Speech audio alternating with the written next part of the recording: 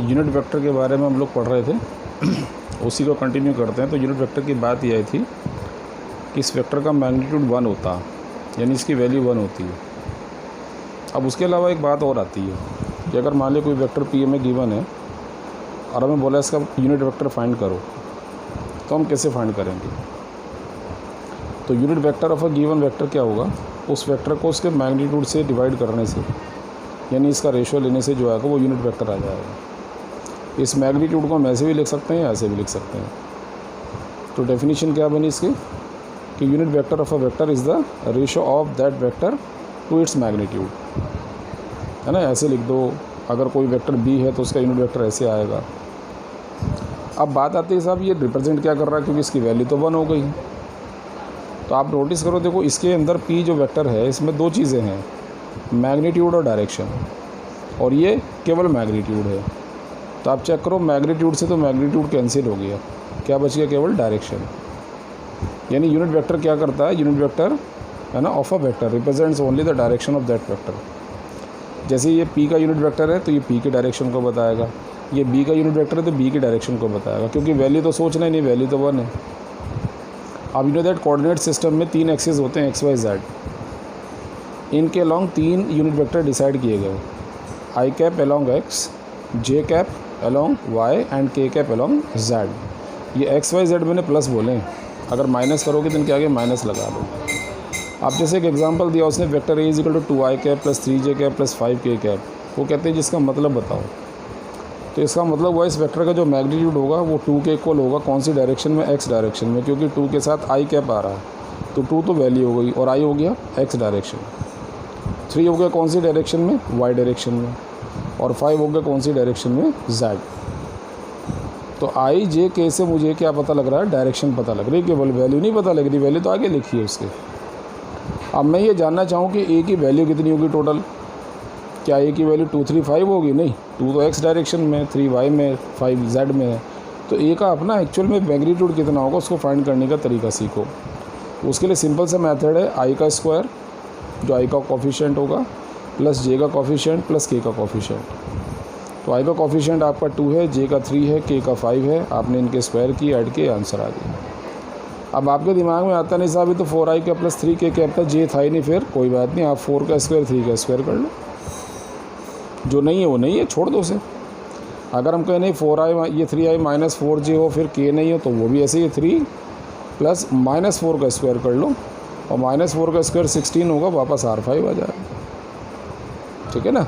तो ये मैं तुम्हें सिखा रहा हूँ कि अगर कोई वेक्टर यूनिट वेक्टर के टर्म्स में गिवन है तो आप उसका मैग्नीट्यूड कैसे फाइंड करोगे। इसी में देखो आगे भी सीखो। अब क्वेश्चन उन्होंने दे दिया हमें कि vector A is equal to 4i cap minus 3j cap plus k cap. ये मान ली क्वेश्चन हमें दिया उसने, और कहते हैं find unit vector of it, इसका यूनिट वेक्टर फाइंड करो। अब मैं अगर यूनिट वेक्टर के फार्मूले में जाऊँ तो मुझे मालूम है unit vector is equal to vector A upon A है। तो वेक्टर ए की वैल्यू तो सोचना ही नहीं, वो तो गिवन ही है क्वेश्चन में, ये तुम निकाल लो बस। इसका मैंने तरीका सिखाई दिया, 4 का स्क्वायर माइनस 3 का स्क्वायर 1 का स्क्वायर, स्क्वायर रूट ऑफ 26। और आप यहाँ प्लेस कर दें ये वेक्टर ए की वैल्यू, ये ए की वैल्यू सॉल्व कर दें, ये ए कैप आ गया। अब आप ये ख्याल मत करना सर इसकी वैल्यू 1 तो आई नहीं, क्योंकि ये यूनिट वेक्टर है, यूनिट वेक्टर का मैग्नीट्यूड नहीं है। अगर मैं इसका मैग्नीट्यूड निकालूंगा तो ये तो रूट 26 ही रहेगा। इसका मैग्नीट्यूड फिर वही तरीके से उसी से दोबारा निकलेगा, तो वो रूट 26 ही आएगा, सॉल्व हो गया 1 आ जाएगा। तो यूनिट वेक्टर की वैल्यू 1 नहीं है, मतलब यूनिट वेक्टर 1 नहीं होगा, उसकी वैल्यू 1 होगी। यूनिट वेक्टर तो कोई वेक्टर फॉर्म में ही आएगा। अब जैसे इन्होंने यहाँ दिया इसका यूनिट वेक्टर फाइंड करो, सेम उसी तरीके से पी की वैल्यू फाइंड कर ली, वेक्टर पी अपॉन पी करके यूनिट वेक्टर आ गया। अब क्वेश्चन ये पुटअप किया कि find I plus J is a unit vector not. क्या तरीका होगा? इसका नाम ए रख लो और आपने इसका मैग्नीट्यूड निकाल लो। तो जैसे 1 है, ये भी 1 है, इसका कोफिशिएंट कुछ नहीं लिखा तो 1 एज्यूम करेंगे। तो 1 स्क्वायर रूट 2।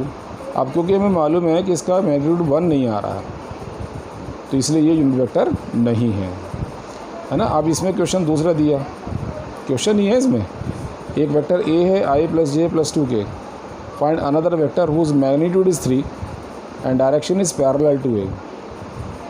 फिर का direction is anti parallel to A. अब ये जो वर्ड लिखते हैं वो parallel to A, anti parallel to A, इसका मतलब क्या होता है? पैरेलल टू ए का मतलब है कि जो नया वेक्टर आप फाइंड करोगे इसकी डायरेक्शन वही होगी जो ए की डायरेक्शन है, और एंटी पैरेलल टू ए का मतलब है कि नए वेक्टर की जो डायरेक्शन होगी वो ए से अपोजिट होगी। वैल्यू दोनों केस में 3 रहेगी। अब बात आती है साहब, आप जैसे कह रहे हैं ए की डायरेक्शन ए के अपोजिट, तो क्या मुझे ए की डायरेक्शन फाइंड करनी चाहिए? बिल्कुल करनी चाहिए। कैसे करूं? एंड यू नो दैट ए की डायरेक्शन को बताने वाला कौन होगा? उसका यूनिट वेक्टर। यानी इस क्वेश्चन में आपसे कहा ही नहीं कि यूनिट वेक्टर फाइंड करो, लेकिन तुम्हें ज़रूरत पड़ेगी। कारण है कि you require the direction of A, and direction of A is represented by its unit vector. तो आपने वेक्टर ए अपॉन ए करके इसका यूनिट वेक्टर निकाल लिया। ए की वैल्यू ये दिखा रखी है, हमने सॉल्व कर लेंगे, लिखा भी है, it represent the direction of A. अब जो नया वेक्टर है उसका नाम मैंने बी लिया। तो यूनिट वेक्टर में 2 चीज़ें होती हैं, एक उसका मैग्नीट्यूड, एक उसकी डायरेक्शन। तो मैग्नीट्यूड तो हो गया उसका 3 और डायरेक्शन होगी उसके ए के पैरेलल, यानी वही डायरेक्शन जो ए की डायरेक्शन है। वो कौन बताएगा? ए का यूनिट वेक्टर बताएगा।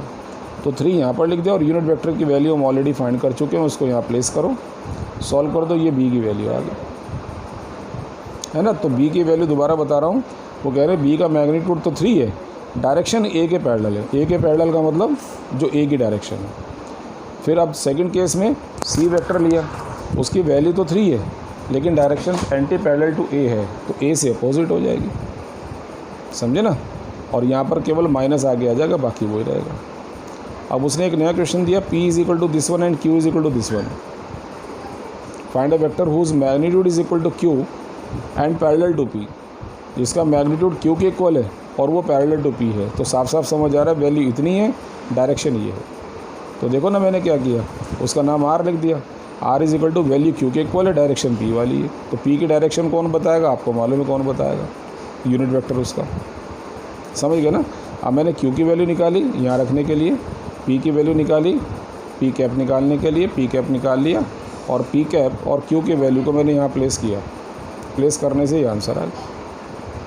सेकंड केस में अगर उस वेक्टर का नाम मैं कुछ भी रख दूँ, m रख देता हूँ, तो उसकी वैल्यू तो P है, ये लिख दिया P मैंने, देखो, और वो एंटी पैरेलल टू Q है, यानी Q से अपोजिट है, तो माइनस Q कैप। अब ये Q कैप कहाँ से आएगा? जैसे मैंने P कैप निकाला था ऐसे Q कैप निकाल लो, उसे यहाँ रखो, P रखो, m आ जाएगा। ये तुम करोगे, है ना। ये सारे क्वेश्चन यूनिट वेक्टर को लेकर हैं बच्चों। और देखो यूनिट वेक्टर पे एक क्वेश्चन और सिखा देता हूँ कि वेक्टर ए की वैल्यू गिवन है, वेक्टर बी की वैल्यू है। वो कह रहे हैं दोबारा वेक्टर फाइंड करो जिसका मैग्नीट्यूड इक्वल टू तो ए के है, direction parallel to A plus B है। अब ये नई बात डाल दी इसने कि डायरेक्शन इसके पैरेलल है, तो पहले इसकी डायरेक्शन तो निकाल लो। इसके लिए क्या किया तुमने? ए प्लस बी को एक नाम दे दिया P, और ए की वैल्यू को और बी की वैल्यू को जोड़ दिया, जैसे जोड़ते हैं 3 और 2 5, जे से जे कैंसिल होगा, 3 और 2 5, तो ये आ गया 5i cap plus 5k cap. ऐसे ना दूसरा क्वेश्चन में निकाल लो, उसमें लिखा magnitude equal to B and parallel to A minus B, तो तुमने ए माइनस बी निकाल लिया, ए में से बी को माइनस करके ये आ जाएगा। इनके दोनों का मैग्नीट्यूड भी निकाल लिए, सब समझ आ जाएगा। ए और बी के मैग्नीट्यूड भी निकाल के रख लिया आपने, ये सारी तैयारी कर ली। अब आप अपने पास आते हैं पहले पार्ट पे कि वेक्टर का नाम m रख दो। कौन से वेक्टर का? जिसका मैग्नीट्यूड a के इक्वल है और जो पैरेलल है a प्लस बी के। ओके, तो देखो मैं लिख रहा हूँ कि m is equal to value तो a के इक्वल है और पैरेलल है वो a प्लस बी के। a प्लस बी को मैंने नाम दिया था क्या? Vector p। तो मैं कह सकता हूँ पैरेलल है p के, और जब p के पैरेलल है तो ऑब्वियस इसका p का यूनिट वेक्टर ले लूँगा मैं। ओके, a की वैल्यू प्लेस कर देंगे और unit vector p upon p होगा, यहाँ वैल्यू प्लेस करके आंसर निकलेगा।